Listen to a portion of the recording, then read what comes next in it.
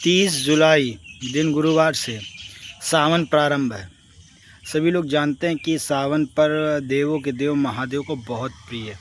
ये सावन का महीने में अगर जो भगवान शिव का अभिषेक करता है, आप सभी लोगों ने देखा होगा कि अभिषेक बहुत से लोग गाय के दूध से करते हैं, पंचामृत से करते हैं, चंदन से करते हैं, गंगा जल से करते हैं, कुश के जल से करते हैं। आप सभी का स्वागत है हमारे YouTube चैनल पे वास्तु ज्योतिष टिप्स। मैं एस्ट्रो पंडित आपको आज बताऊंगा कि आप क्या करें। सावन 29 जुलाई से प्रारंभ है, दिन गुरुवार पड़ने वाला है।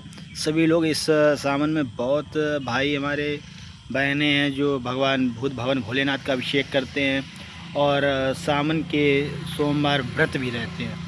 उन सभी लोगों को बता दें कि यदि आप लोग इस बार चाहते हैं कि देवों के देव महादेव की कृपा आप पर हो, क्योंकि कहा भी गया है कि जिसे कोई नहीं देता उसे मेरे महादेव देते, तो आप लोग हर वर्ष पार्थिव शिवलिंग का पूजन करते हैं। मगर आपको बता दें कि इस बार यदि आप पार्थिव शिवलिंग का पूजन कर रहे हैं, क्योंकि हर दिन भूत भवन भोलेनाथ का एक विशेष दिन होता है, तो ऐसा नहीं कि आप किसी भी दिन किसी भी तरीके से उनका पूजन कर सकें। अच्छा, आप लोग ये बताओ कि यदि आप कोई नया फ़ोन लाए हो, उसके बारे में जब तक आपको सारी जानकारी नहीं होगी तब तक उस फ़ोन को आप सही से नहीं चला पाओगे, नहीं उसके फीचर्स के बारे में जान पाओगे। इसीलिए हम आपको बताते हैं कि बाबा भूत भवन भोलेनाथ का अभिषेक तो हर वर्ष कर रहे हैं। बहुत से लोग कहते हैं कि हम हर वर्ष रुद्राभिषेक करते हैं, बस हमारी मनोकामना पूर्ण नहीं होती है। उसका भी रीज़न आप स्वयं, क्योंकि ये जो रुद्राभिषेक होता है, ये अगर परंपरा देखी जाए तो जिस समय समुद्र मंथन हुआ था तो उसमें जो विष निकला था वो हमारे दीनानाथ, परमपिता परमेश्वर, भूत भवन भोलेनाथ, महाकाल, बाबा विश्वनाथ, बाबा महादेव ने धारण किया था अपने कंठ में। जब उनका कंठ जलने लगा तो सभी उनके भक्तगण ने क्या किया, उनको नहलाना प्रारंभ कर दिया, उनको ठंडी ठंडी चीज़ें देने शुरू कर दिया। सभी ने बहुत कुछ अपनी जड़ी बूटियाँ दी, किसी ने दूध चढ़ाया कि दूध पिला दो, ठंडा होता है, बहुत जल्दी राहत होगी। किसी ने कहा कि भूत भवन भोलेनाथ को बिजिया बहुत पसंद है, बिजिया दे दो। और बहुत से बाबा के भक्त हुए, अर्क धतूरा चढ़ाने वाले वो। और बाबा भूत भवन के बहुत से भक्त ऐसे भी हुए कि उनको जल की धारा देते रहे, गंगा जल की धारा देते रहे, जिससे उनके कंठ में काफ़ी समय बाद थोड़ा सा आराम मिला, यहाँ पर नीला हो गया। इसके कारण हमारे बाबा का नाम नीलकंठ पड़ा। उसी समय हमारे देवों के देव महादेव ने सभी भक्तों को वरदान दिया, जो उनके सेवकदार थे उनको वरदान दिया कि जो हमारा अभिषेक करेगा उसकी हम सारी मनोकामनाएं पूर्ण कर देंगे। सावन एक ऐसा पर्व है महादेव का, आप किसी भी दिन किसी भी समय भगवान भूत भवन भोलेनाथ का अभिषेक कर सकते हैं। अन्य दिनों में आपको उनका शिवास देखना पड़ता है। यदि आप अपने हाथ से पार्थिव शिवलिंग बनाकर उसका अभिषेक करें तो उसका लाभ आपको 1000 गुना मिलेगा।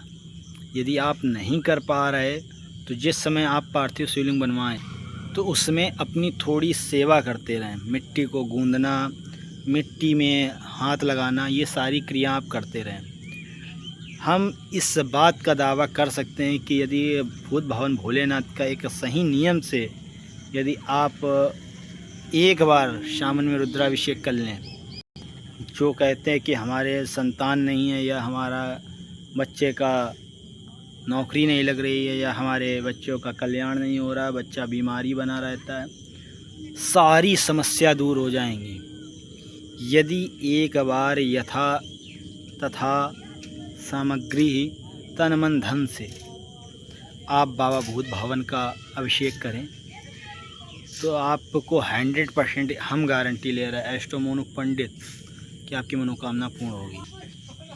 अभिषेक करने में आपको बस एक बात का ध्यान ये रखना है कि सबसे पहले आपको गंगा जल की धारा से अभिषेक करना है। इसके बाद दूध से करना है, फिर दही से करना है, फिर घी से करना है, फिर आपको शहद से करना है, फिर आपको शक्कर से बाबा का अभिषेक करना है। तत्पश्चात आप पंचामृत से अभिषेक कर कर निरंतर, देखो स्नान कराना एक अलग विषय है। हम बाबा को उस समय का अभिषेक बता रहे हैं जिस समय आपका यहाँ आचार्य लोग आते हैं, रुद्री का पाठ करते हैं, उस समय की हम स्थिति बता रहे हैं। उस समय यदि आप ये कार्य करेंगे तो आपको लाभ अवश्य मिलेगा।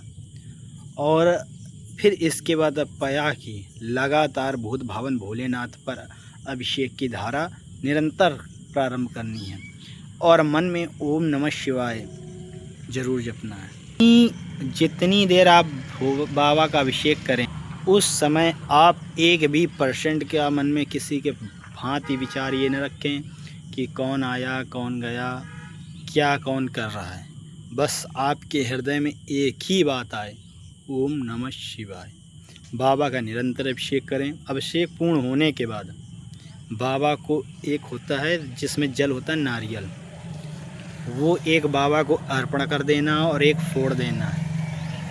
और जिस समय आप नारियल को अर्पण करें और फोड़ें उस समय जो आपके संकल्प हो कि ये हमारा कार्य सिद्ध हो जाए, उसको ध्यान करके बाबा पर दोनों वो नारियल अर्पण कर दें। एक का जल चढ़ाना है फोड़ के और एक ऐसे ही समूच बाबा पर अर्पित कर देना है। सावन आने से पहले आपका मंगल हो जाएगा। सावन से पहले एक बार हर हर महादेव जरूर लिखते हैं आप लोग।